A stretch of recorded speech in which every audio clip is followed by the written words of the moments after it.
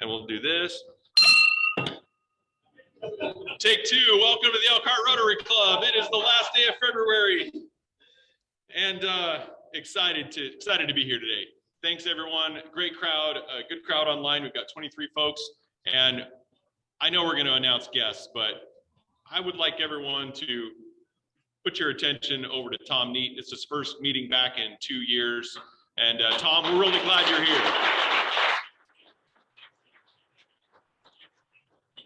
Everyone online was actually able to see, so I've been panning the camera back and forth before meetings. It's kind of fun for those online to try to identify the back of people's heads, and I give a little assistance with that. And Doug Thorne was lined up right in front of Candy Yoder, so there was a lot of speculation about who Candy Yoder was until I confirmed that. And it helps when you wear brightly colored things. Aliac, that's always helpful. I can say Aliac in red right there. Back of the room gets a little fuzzy, but I can see pretty well on there. So I would love to invite David Damerow up to the front to give us some thoughtful words today.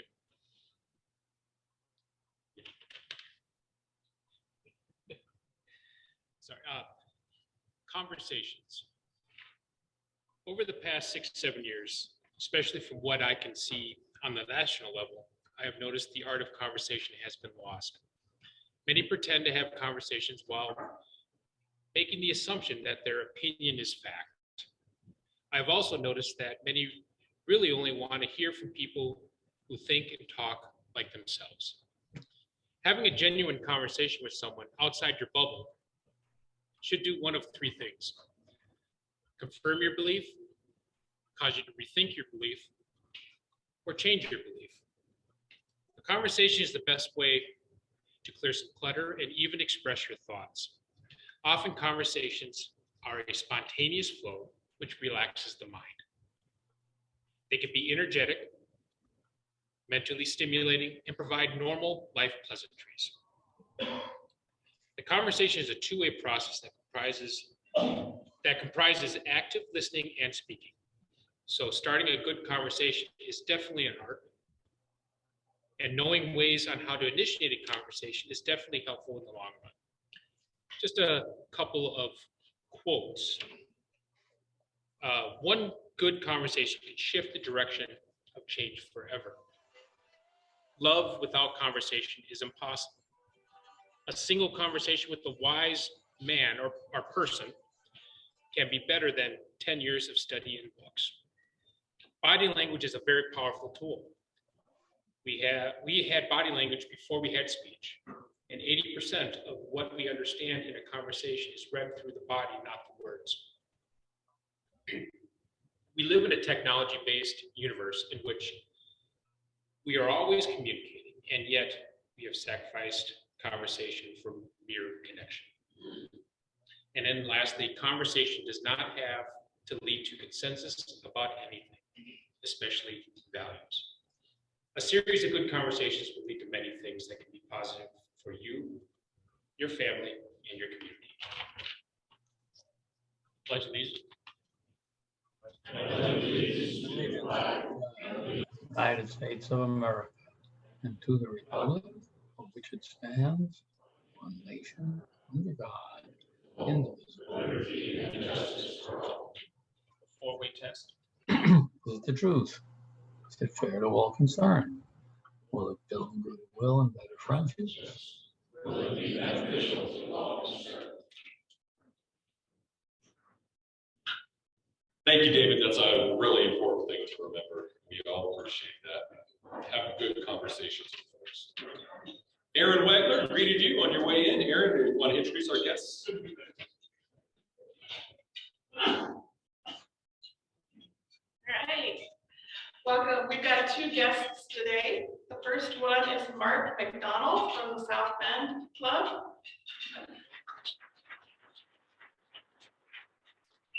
Fran Connor also has a guest.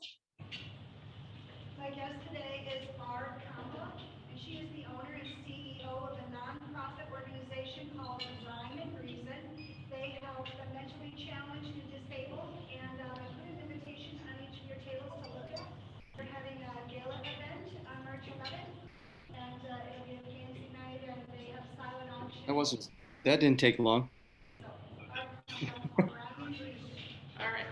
I'm gonna try and remember that for those at home. Her guest was Barb Kappa from Rhyme and Reason, which is a nonprofit helping the mentally challenged. And they're having a gala coming up March 11th.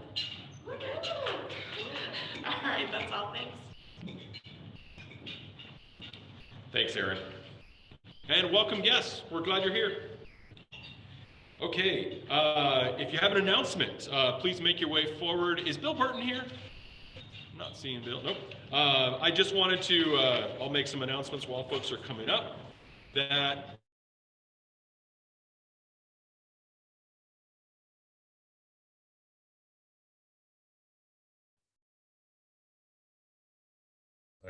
was not encouraging. Seemed to have lost signal here temporarily. In the meantime, everybody should look at Stan's dog. This is adorable. Okay. Oh yeah. Let me. I'll put him on the in the spotlight here while we wait to. Okay, Stan. So you got to make him do tricks or whatever. While I text Eric. That's Simon. That's not Simon. This is Akiva. what we have in order to give, we have asked not-for-profits if they would also be interested in receiving volunteer support. So this not only helps our partner organizations, but hopefully it will help us in our desire to get out and be able to do some service. Glad to have everybody back online here. I think we lost you here. Hopefully you were still there, I think. And yes, so you can take a look at that. You can see the application. It's very simple. It's very similar to how we've done this in the past, but just remember the deadline is April 1st. It's a Friday, no April Fools. It is due on that date. The next board meeting will be March 11th, and as usual, all are welcome to come and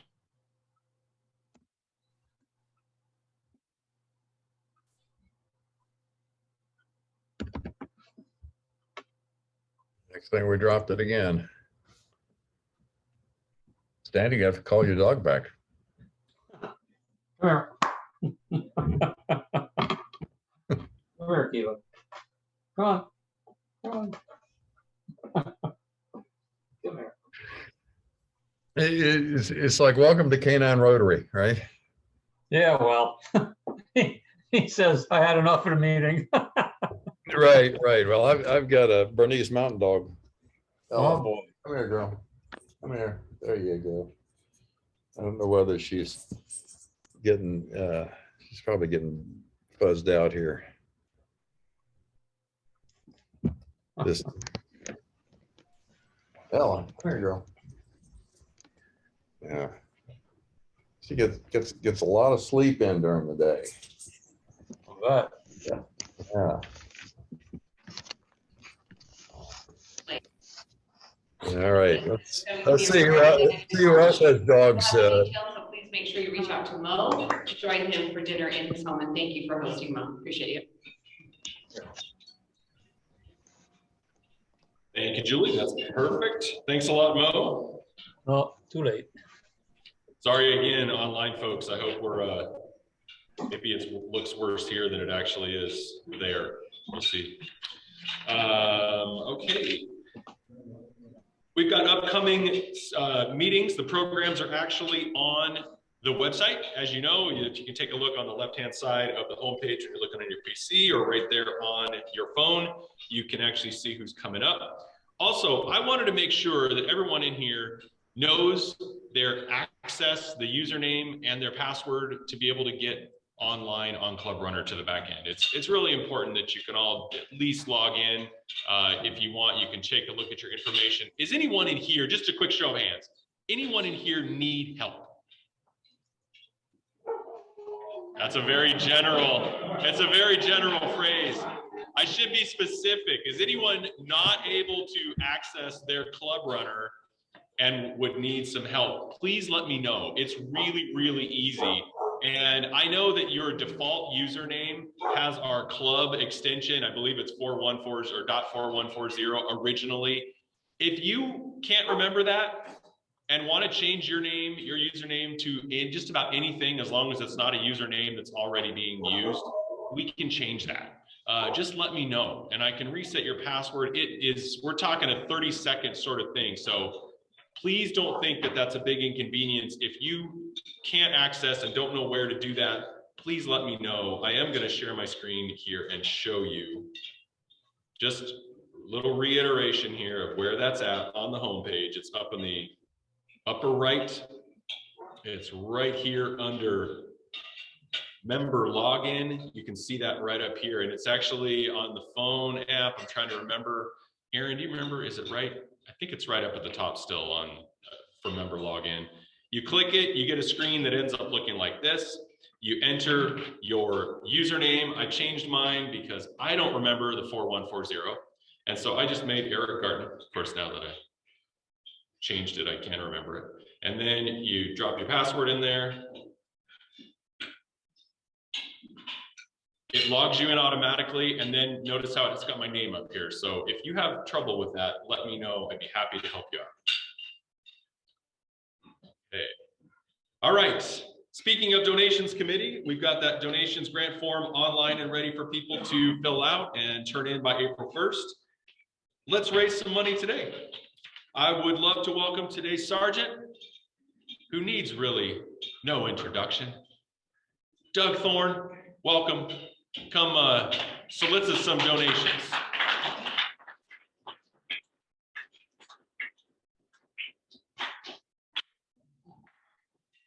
I was enthusiastic. It was really enthusiastic. I'm still trying to, okay, now I'm seeing the angle. I'm trying to figure out with Jim Rickoff right behind me, how it was that my head was blocking Candy, but now it all makes sense to me, at least for the moment. So as I was getting ready to present this afternoon, I actually getting ready this morning to present this afternoon, I thought about how can the Sergeants Committee serve the membership of the club? All too often we come up here, we impose fines upon members. There's some disgruntlement sometimes over the fact that we've done that and caused people money. Sometimes people are offended by things that we say. And so I thought, well, actually it's time for the Sergeants Committee to really focus on service. And it occurred to me that many of you are world travelers. Many of you are people who travel around the country. So it might be helpful to be aware of laws that could cause problems with you if you violate those laws, and could end up with you being the subject of a Sergeants Committee presentation. So consider this to be more of an educational opportunity for you all to be aware of various laws that could create issues for you and how to avoid those. So a couple of things you want to be aware of. If you're ever in Quitman, Georgia, be aware of the fact that it shall be unlawful for any person owning or controlling chickens, ducks, geese, or any other domestic fowl to allow the same to run at large upon the streets. So, in other words, if you're responsible for the chicken crossing the road in Georgia, you would be financially responsible for that particular issue. And again, could be the subject of a Sergeants Committee presentation. Anybody in this room happen to be a fan of any team that occasionally engages in sporting activities in Massachusetts? Therefore, if there are no Massachusetts, but nobody ever plays football in Massachusetts, basketball, baseball. Nobody ever attended a sporting event in Massachusetts ever. Remember the four-way test? Whoever, having arrived at the age of 16 years, directs any profane, obscene, or impure language or slanderous statements at a participant or an official in a sporting event shall be punished by a fine of not more than $50. So keep that in mind. If you're ever in Massachusetts at a sporting event and you say anything about those damn Yankees, if you're a Boston fan, or you talk about the Red Sox fans or anything else like that, potential legal consequences. Anybody in this room ever drank a glass of scotch? No? You know, Peter, by God, you ought to be exempt from fines because finally somebody answered honestly a question. Is it the truth? Exactly. My point precisely. So, something you should be aware of, I too would need to be aware of this. It's illegal to be drunk and in charge of a cow in Scotland. Something for you to be aware of. Anybody in this room ever fly a kite? Good, good. Understand, however, that you are up in Victoria, Australia.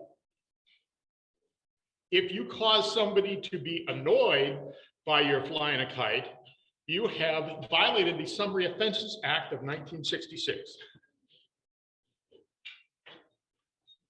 I view this as a really special one to talk about. It's really kind of in honor of Chuck Grodnick. Anybody in the room ever been to the state of Minnesota? Good to know. Something to be aware of the next time you're in Minnesota. Chasing a pig is cruel to the animal, which runs terrified for its life as people attempt to grab it. It is also a dangerous activity for human competitors who risk injury from the struggling pig or falling over. In other words, in Minnesota, it is against the law to chase after a greased pig.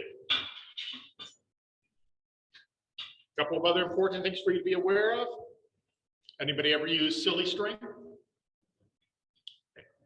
Do not use silly string in Los Angeles on Halloween because it is a violation of section 56.02 of the Los Angeles Municipal Code to possess, use, sale, or distribute a product commonly known as silly string in Hollywood on Halloween.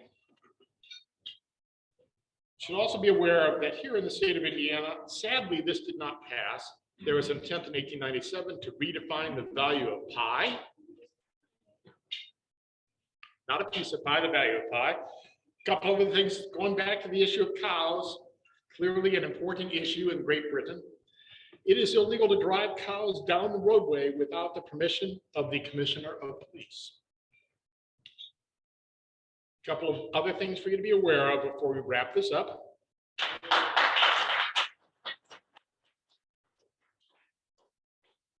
In Rehoboth Beach, Delaware, this is something you should all be aware of if you're attending church there. It is illegal to whisper in church, as it is seen to be disturbing the act of peaceful worship. And finally, according to North Carolina law 18B-308, it is unlawful to consume or sell alcohol in any room where a bingo game is being conducted. I hope you all remember these, and for the education today, that will be a mere $5.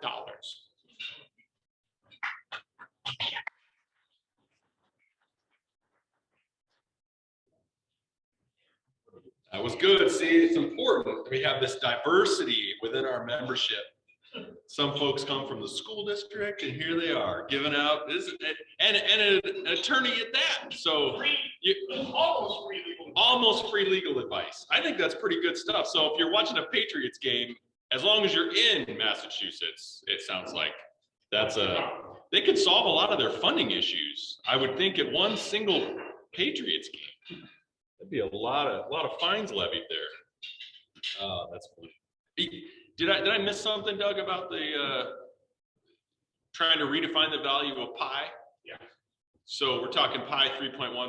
In 1987, they tried to change 1897. They just wanted to be 3.142. None of those other numbers. I think that when you're talking about big circles, that could be a problem. That could be a problem. Leave it to Indiana, trying to simplify. That's pretty good stuff. Okay. 1897. Pi is pie. Pie is good. All right, everybody. I would love to invite Rob Leroy up to give a brief introduction of our speaker today.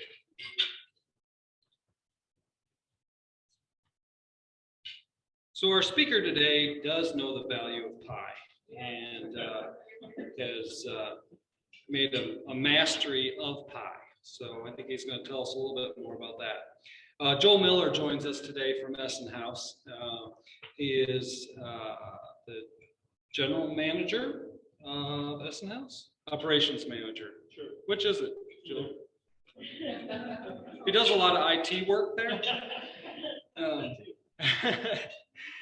In his time away from the Essen House, which isn't very often, he does enjoy playing volleyball. He likes to run, and he does point out that he likes to run so that he can eat, and that's actually his favorite hobby. And so we're very glad to have Joel join us today and give us a little history.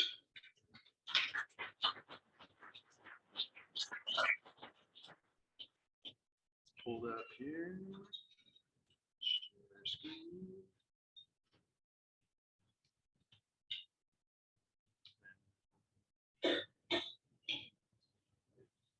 There you go. Like I said, I'm Joel Miller, and it's a pleasure to be here. My dad was a Rotary in Goshen, so I'm somewhat familiar with how it goes. And my dad is Bob Miller, who started the Essen House, and I don't even know the order of my pictures here, but I believe, hey, look at that. So this is kind of our current team, and I was getting a little worried about the redefinition of pi there for a second there, but I'm glad you let me know what that was. Most of our pies actually are a lot of them are my grandmother's recipes, so we're not going to be redefining that anytime soon, I hope. But this picture shows myself in the middle, if you can't tell, and my brother is on my right, and right there, Lance, he is a year older. Some of you might know Lance. He's a CPA and is our president. And then my brother-in-law, Randy, and of course my mom and dad, Bob and Sue. And I'll just do a quick rundown for those that aren't familiar with the Essen House. We're located in Middlebury. Hopefully most of you are. If you don't know that, shame on you. But we appreciate it if you would come out and check us out. Bob and Sue started in Ohio, in Walnut Creek, Ohio. And there's a company called Dutchman Hospitality, and that's actually, it's kind of an interesting tidbit, and I'm going to try and fill you in and not confuse you. My mom and dad started in Walnut Creek with the first restaurant of Der Dutchman. And my dad was laying block at the time for construction and hired another manager to run it. And we went into business with my grandfather, Emmanuel Mullet, which was my mom's dad. And he said, I'd like a second one. We'd like to get another one. And my dad wanted to run that one. My grandpa, Emmanuel, was out in Middlebury buying old race horses. He would take back to Walnut Creek. If you've ever been to Holmes County, it's very hilly. So he would take the old race horses and sell them as buggy horses because they could get up the hills and down the hills. He used to stop at the Curve Inn restaurant, which was Everett's Curve Inn before my mom and dad bought it. And one day he said, hey, you want to sell this place? You ever thought about it? And Everett said no. But somehow he's pretty persuasive, my grandfather was. So we ended up with it. And that was in 1971. So my mom and dad moved out from Walnut Creek, Ohio, planned on staying in Indiana for 5 years, and we're still here. So we liked it here. And when I say I am not 50. Despite my luck, I've been saying that all year as we celebrated the 50th anniversary last year of our company, and I have about 30 days where I can still say that. So we're celebrating our 50th anniversary last year, so it was January 4th. But as some of you might remember, in 1971, when we purchased it, it looked like that small little diner right there. And in our first major addition was in 1976, and we added what we call the barn. And we could seat 600 people, which was huge, we thought. And then the next biggest addition was back actually in 94, 95. I was actually in college in Kansas somewhere. I don't even remember this, but they doubled the size. We actually seat 1,100 now. And then you can see in 2013, we added some doors and a canopy, and that's kind of the latest rendering of what the Essen House, the restaurant part of it, looks like. So if you remember, we talked about in Ohio, Mom and Dad started in Walnut Creek, Indiana. At the time, it was advantageous to have two corporations. So they had an Indiana Corp and an Ohio Corp, same exact ownership, just two different corporations. And for 50 years, we've kind of just kept going with two different corporations. in Ohio, we have, let's see, I don't want to go back. In Ohio, we have 6 operations and 1 in Sarasota, Florida. And that was in the Ohio Corporation, which, so we had a board, we have HR, we have accounting for both corporations, yet they're very similar, and we owned them both. So back in 2017, we, as a board, decided we're going to get a committee to look at this, see about merging finally. And we ended up pausing a few times, even in COVID, but we got it done actually this past November. So we're merged. We're actually one corporation now. Some of the, I hear once in a while they say, hey, we heard you sold. Well, to ourselves maybe, but we did not. We're merged. We still own, but we're all under the Dutchman Hospitality Corporation at this point. Our DOS Dutchman S now still stays the same. And we're trying to streamline a little bit, maybe not have double of everything, but eventually we'll work at that. But some of you also want to know, I have a twin brother, Jeff. Some of you know Jeff Miller, maybe. In 2015, he was working with us at the Essen House, moved down to Sarasota, Florida to run our operation there, which is the Der Dutchman restaurant. And this was groundbreaking for the hotel they built. Some of you maybe have seen the hotel down there. Really a nice hotel. There's the rendering is behind him. There's Jeff. That's about as much work as he does right there. You know, we're twins, we're opposite. That means I do the rest of the work, but you know, I always give him a hard time about that. What are you shoveling there, buddy? So that's what it looks like now. Some of you maybe have been to Sarasota and seen the operation there. It's kind of interesting because when we're slow, they're just hopping, and they're busy as all get out right now. So we send our people down there, help them out, and he doesn't have enough to send us, but trying to send people around, especially in this day and age with employment, we're sending back and forth into Ohio. But he loves down there. He moved to Florida right after college, and he only moved up here to Middlebury to have his kids so they could be around grandparents. And he said, I'll wait till my kids are out of high school and then I'll move back. And he didn't even wait that long. He left and his kids were still in high school, but he loves Florida and he doesn't come back here very often. Although this is our 50th birthday. So he said, he's not very sentimental. He goes, we got to spend our 50th birthday together.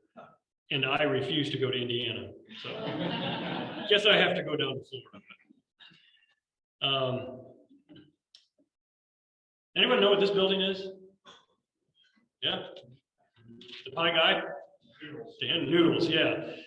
This is located right across from the restaurant. And some folks don't know about the noodle manufacturing that we do. And we bought noodles from a local guy for years, and then he was retiring, and we bought his equipment, and we made our own noodles, and we hung them over wooden racks and opened the windows and turned the fans on. And that's how we made our noodles. But since then, we've done a few modifications, and we've tried to make them a little better, faster, more often, and then make more of them. So we built this in 08, and it is right across from the restaurant on 20 there. And you might see our product, Essen House Noodles. We have a few brands that we private label as well. But that's kind of one of the latest. And you might see it in the Walmart or something like that. We might see it in a case aisle in the middle. Sam's Club and Costco, we're in a lot of different places. In 2003 is kind of when we landed Walmart, and that's when we got pretty large with manufacturing the noodles. And you can see a lot of the groceries that might carry our product. One of the things we talked about even in chatting about was just labor and where we're at as a company, as Essen House. And I love the chat, Dave, about conversations. And we're a hospitality company, and at heart, our family is hospitality. And conversations, where do they happen? Around the table. And so around good food. And we hope at the Essen House, we get to be a part of those conversations. But when we're making noodles and a quality product, we're a part of a lot more conversations that happen around those tables. And that's really what life's about, is relationships, building those relationships. And so we work hard at that. And to maintain that in an environment like we have today is difficult. We can't say that the labor shortage hasn't hurt us at the Essen House. We normally run with our noodles and everything, the whole complex with the inn and gift shops, we usually run about 500 employees. Last year, I think we maybe got to 385-ish part of the time, so over 100 short. And so that means some things have to change. We can't do what we've always done. In our scenario, just for you to know, like for a while we don't have catering hardly. Carry out was closed for a while. We tried to reopen it via digital. If you go online, you can order. There's some menu items that have changed. Obviously, our dining rooms still do not have all our tables and chairs. It may look like it. We're running about 65 to 70%. And we don't have enough wait staff or kitchen staff to be able to handle it. We do get long waits on Saturdays. The business is amazing. I mean, we're no shortage of business. We can't handle what comes through the door in the summer. Bakery is amazing. That's where wife works, Tracy. She's great, but need more of her because the bakery, the increases, I don't know if it's COVID or what, but we've seen probably a 25% increase in sales in bakery. People want those comfort foods and take them home.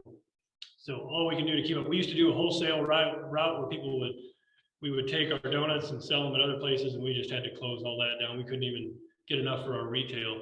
And even donuts, we'll do 130 to 140 trays of donuts, which is a couple dozen on each tray every Saturdays. And they're big.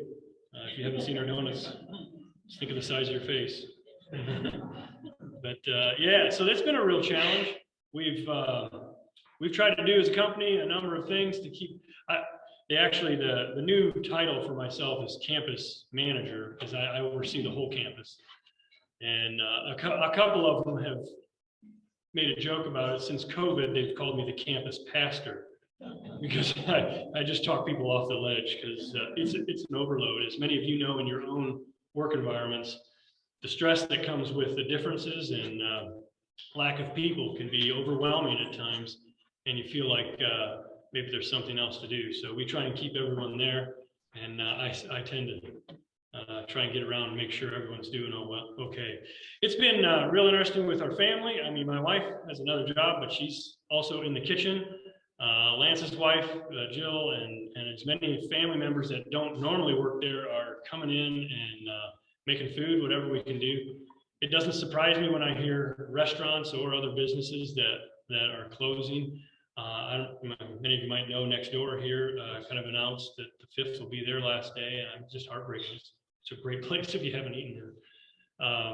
We got 41 degrees north in Middlebury wrapped up, and I get it.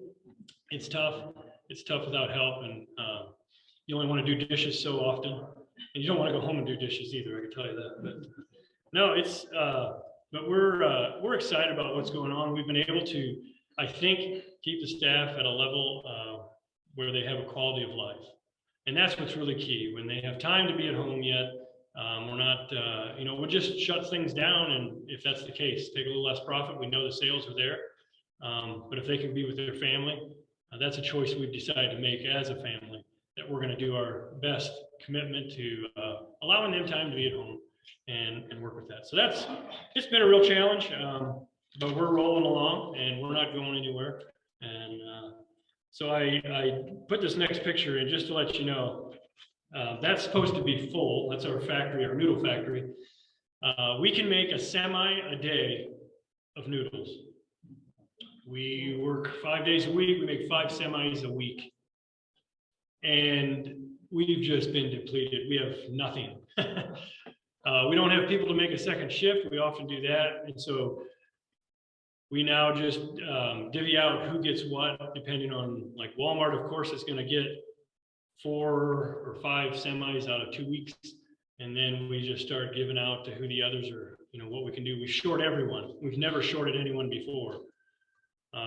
We're in the midst of, we're looking at a building project and a lot of things, but that's just been a real killer. And, in a restaurant, if anyone's at all ran or been on operations restaurant, you've got, some big pieces. Labor is a big piece of what your costs are. 33 to 38% is labor. Food is going to be about the same. Then you've got your overhead, your utilities, and everything else, and you end up with national average is about 5 to 8 pennies on the dollar left. Well, you start paying some of the wages we got to pay now, and the food costs are outrageous. They continue to go up. So that margin gets pretty tight. We've been fortunate with noodles, our margin is a lot larger. And so when the restaurant doesn't do as well, groceries do better. And so we're in both. We've got that diversity. If we have product to sell, that's the problem. We're at a point now where we just, if you go to Walmart, we're going to have an empty shelf. A lot of the time, you'll maybe see a bag or two of Essenhouse noodles.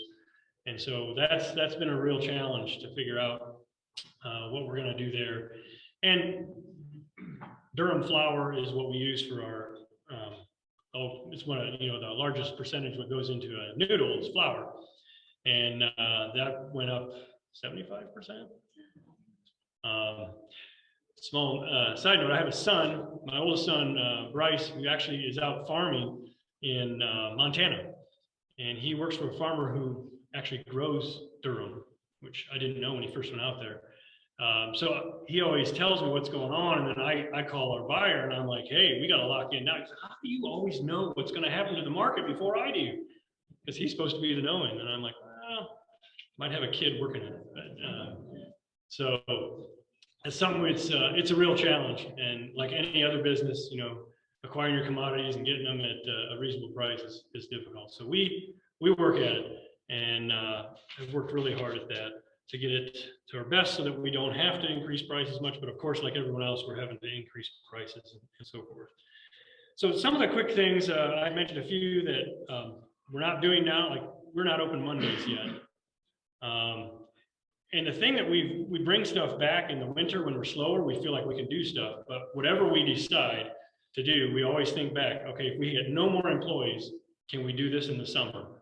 Because we don't want to keep pulling things on and off. That's a real challenge for guests to figure out what's going on. So we're probably, right now we could put Mondays back, but the way the labor market looks, like in the summer, we're not going to be able to have them.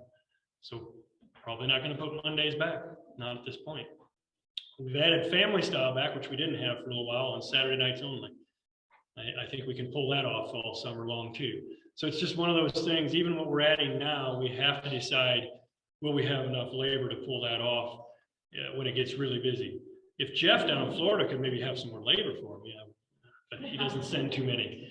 You saw his shovel, he doesn't work very hard. But, so, when we first got back, they had us doing cafeteria style buffet. Buffet's kind of a big thing for us.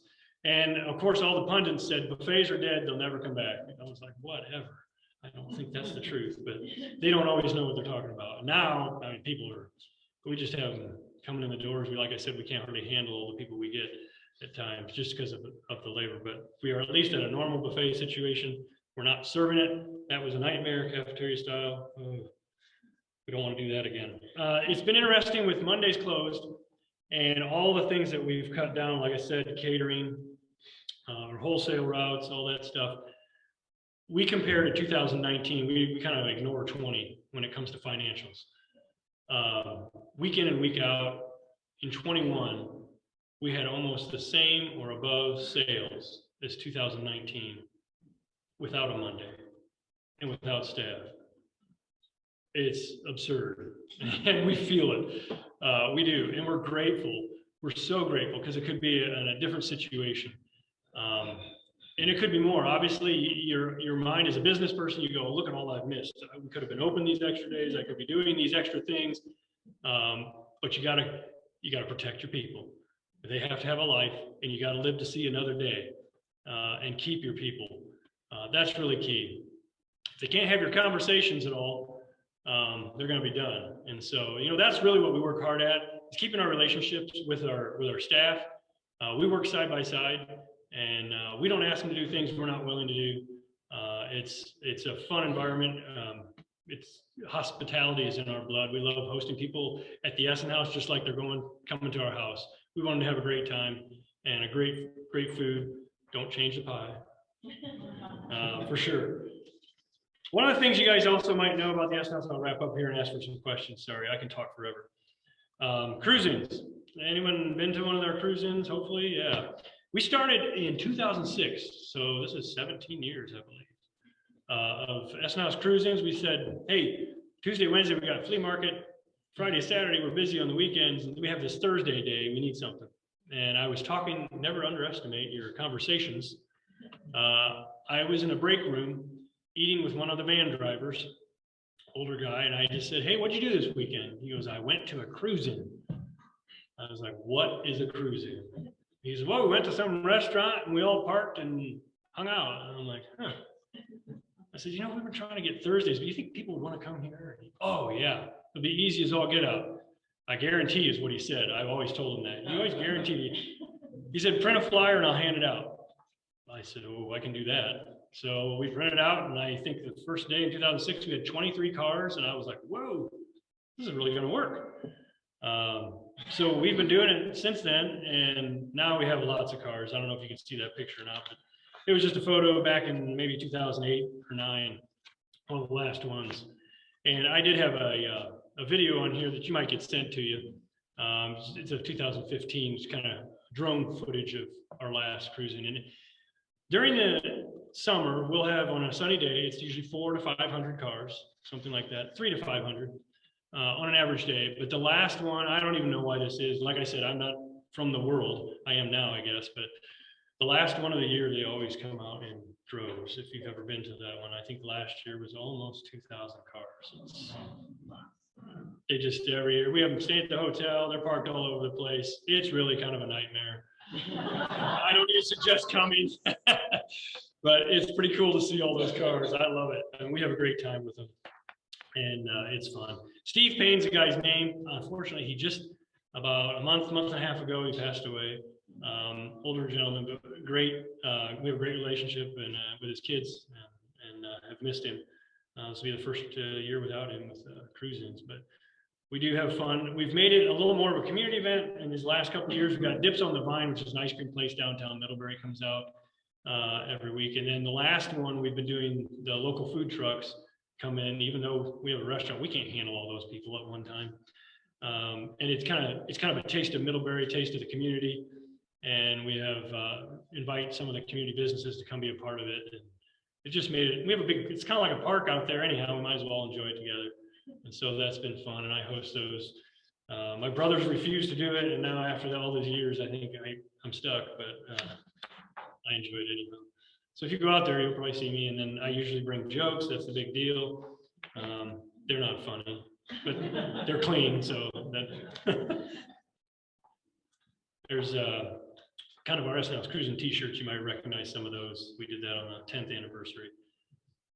So that was that's kind of the Essen House in a nutshell where we're at with our changes with merging companies. It's kind of the latest and greatest, and trying to make noodles. If anyone wants to bag noodles, see me afterwards. It is very mundane, but there's more automation. We're trying to work with that, and then of course, if you want to wait tables or anything like that. Do you have any questions about our family? I hate to answer. I can't answer all of them. It looks like doing good on time. One quick one online first. Randy Foster asked, "Why did you eliminate family style meals?" And if you could repeat that. Yes, sure. The question was why we eliminated family style meals while we still had buffet and menu. Family style, amazingly, has the largest amount of waste. You wouldn't think it, but it is enormous. Wow. And when you have a large amount of waste, that means you've got to make all that food. And it was pans and pans a day that we would not have to make if we could serve the same number of people through the buffet. Literally, lots of food we didn't have to make, which we could hardly make enough for what, we already took catering out. We can't cook for catering. So by eliminating family style, we were able to still serve the number of people, but we couldn't serve if we did family style. And we put it back on Saturdays. It is also a lot harder for the wait staff, and it is harder for us because we have to set up a separate, in the kitchen, we have to set up family style steam table. Whereas if we're just doing buffet, we totally eliminate that. We don't have the employees to set that up or the employees to man that. So it was a way to kind of pluck things off the way we wanted to be able to try and do the best we could with what we had and get customers through.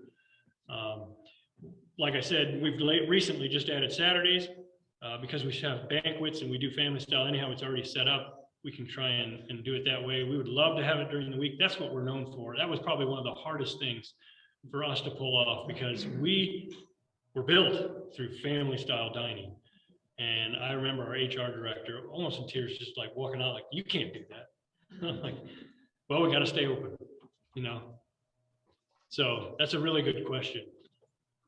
So, by the way, I have a bag of your noodles in my pantry at home. So your costs are up 75%, you're down more than 20% in staff. How have you been on prices? Yeah, well, we're looking for a price increase. It's just going in right now into effect for the noodles. You know, we've continued to do it for the restaurant. We haven't for the noodles. But there is, we've negotiated out, we buy it sometimes almost a year at a time, and we've done pretty good with the flour and locking in when it's not at the highest levels. But, you know, flour is a high percentage, you know, it's eggs and water and so forth. So it's not all of it, but sometimes you're right. It's a tough one. Is it enough? We don't know on our current price increase, which is rolling out right now. Yeah.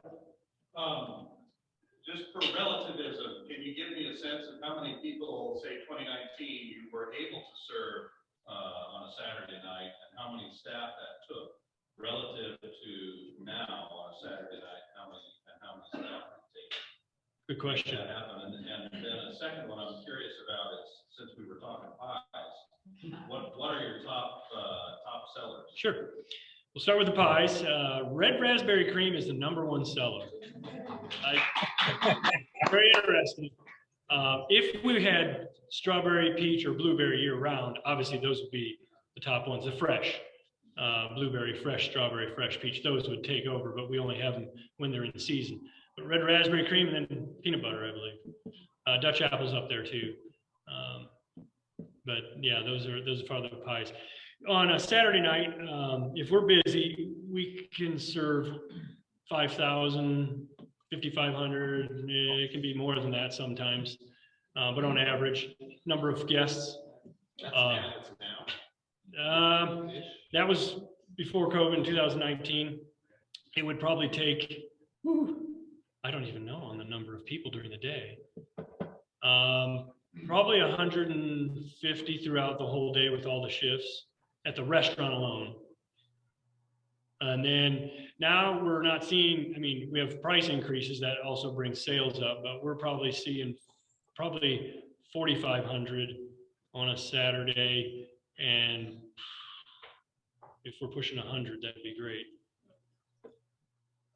You should restate when you do the numbers for the people online. Understood the question. Oh, I'm sorry.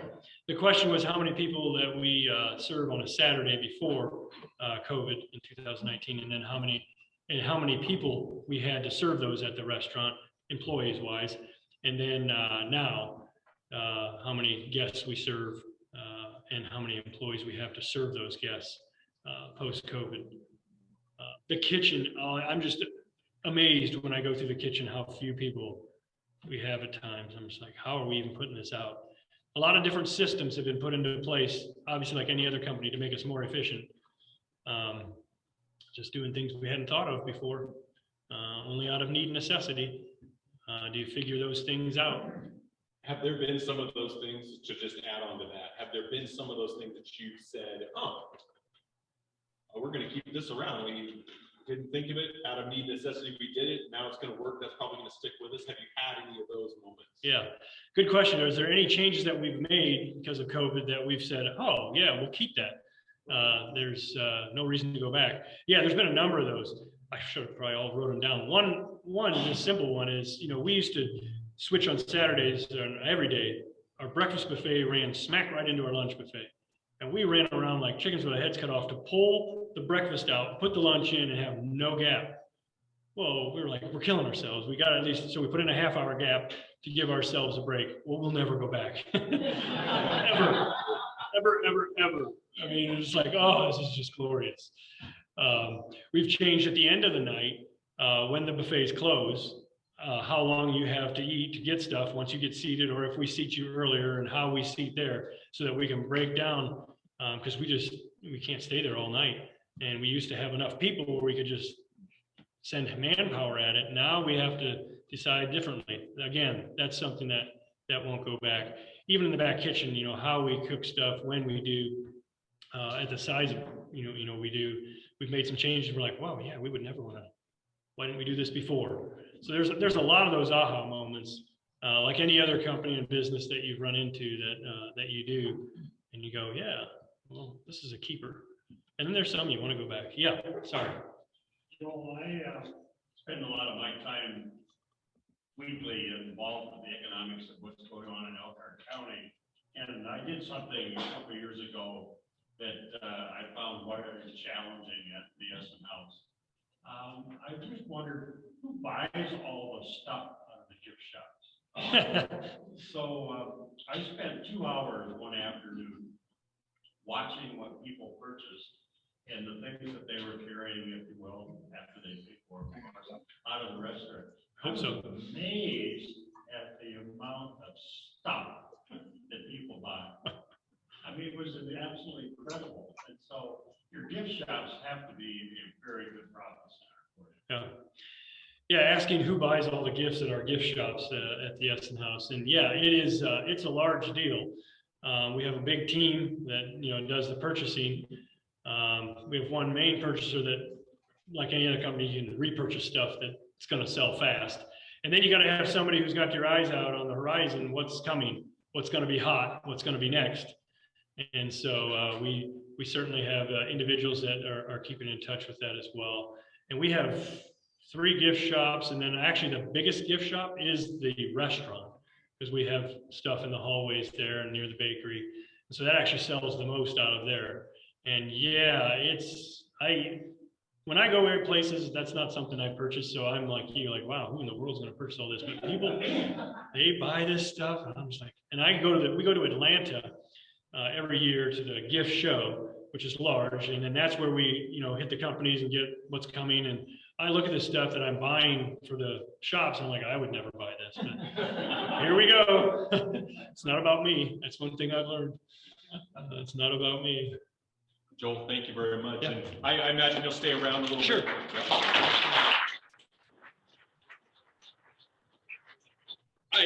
A lot of folks, I'm guessing, are like me. You mentioned that everyone in here, they know business to some degree, or they're intelligent people anyway. Well, we all go to restaurants. Most people that are in here, are probably ones that are willing to go out. I always wonder that, and it's something for me. And even at Wellfield, I tend to try to think of that triple bottom line sort of thing, where you're taking care of people, you're trying to make your money work, and also, and I heard it from you, you're just trying to cut down on waste. Yeah. I mean, that was, it's an interesting thought that I appreciate, the fact that folks were buying it, but it was going to waste. You've made a change there. I don't know. I'm guessing a lot of you try to analyze when you go to restaurants and see, and if you're like me, there's a lot of things that you see where it's like, oh, I get that. I understand that. And then there's things where, oh, that just doesn't make any sense. But I will say there's got to be also another factor in that, is what people are willing to, how understanding they are. And that's been very interesting. I've had a pretty, I think, good amount of empathy for people struggling during this. I don't know about you. I don't mind waiting as long. I just expect it. And that's a tricky balance too, because I know darn good and well there's some places that are banking on that too. And so there's that give and take. But yeah, I don't mind waiting. I don't mind paying more.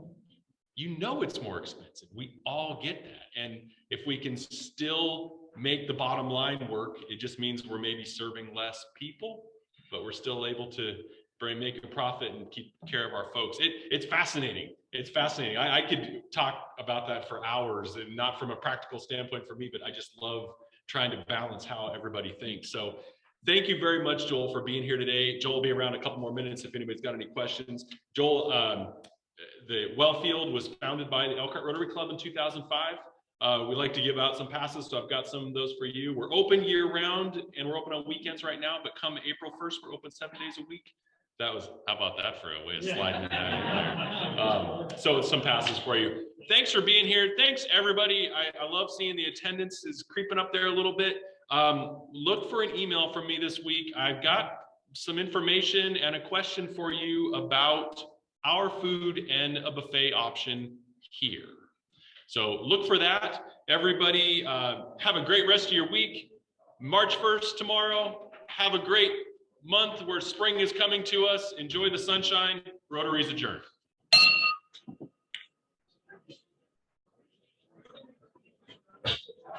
Thanks, everybody online. All right, thanks, Eric. Andy, thank you very much. All Take right. care. Talk to you soon. All right, bye.